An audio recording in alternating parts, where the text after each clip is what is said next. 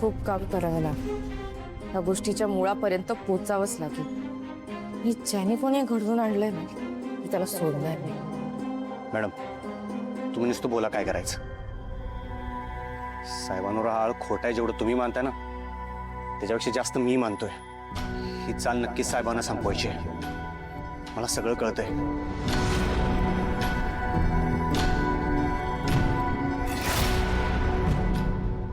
काय बघताय मॅडम? आता थांबून चालणार नाही। तू होय मॅडम, आता विचार करत बसून चालणार नाही। आज पहिल्यांदाच तुमच्या नजरेत साहेबांसारखी धार बघितली मी, आणि चेहऱ्यावर तोच कडक निश्चय। साहेबांसोबत आज जे काय झालं त्यानंतर तुम्ही तुमचं अस्तित्व शोधायला निघालायसा, हे दिसतंय मला। तुला खरंच असं वाटतंय ना मी करू शकेन?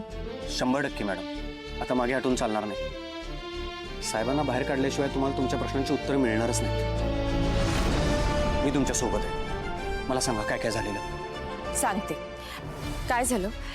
मला एक फोन आला, फोनवरचा माणूस म्हणाला की तो मला परीक्षेत पास करू शकतो। त्याला माझ्याबद्दल खूप गोष्टी माहिती होत्या, म्हणजे अशा गोष्टी ज्या दुसऱ्या कोणालाच माहित नाही। म्हणजे आता फिजिक्सच्या पेपरच्या दिवशी मी केमिस्ट्रीचा अभ्यास करून गेले, हे सुद्धा त्याला माहिती होतं। मग मी त्याला भेटायला गेले, तेव्हा त्याने त्याचा चेहरा झाकला होता, पण तो मला म्हणाला की जर मी त्याला पैसे दिले 1.5 लाख तर तो मला नक्की पास करेल।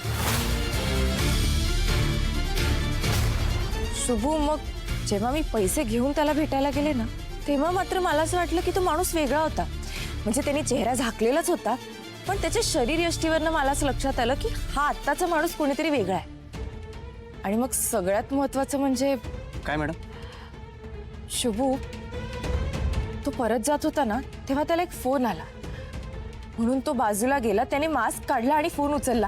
जे लांबून का होईना पण मी त्याचा चेहरा बघितलाय, असा यंग मुलगा होता रे तो। बरं मला एक सांगा, ज्या माणसाचा तुम्हाला फोन आलता त्याचा नंबर आहे तुमच्याकडे? हो।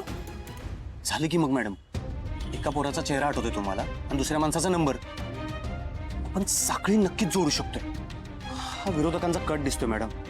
तुम्हाला जाळ्या तोडून साहेबांची खुर्ची खाली करायचं आणि साहेबांना खुर्चीवरून खाली खेचायचं, आणि नेमकं तेच घडतंय। आपल्याला सत्य शोधून काढायलाच हवं, कारण तुझे साहेब जर बाहेर आले नाहीत ना, तर मला माझ्या आईबद्दलचं सत्य कळणार नाही, आणि काही झालं तरी मला सत्य जाणून घ्यायचंच आहे। होय मॅडम, चला मग। वेळ कमी आहे आपल्याकडं, पण काम डोंगरा एवढं आहे। ही गाडी काढतो।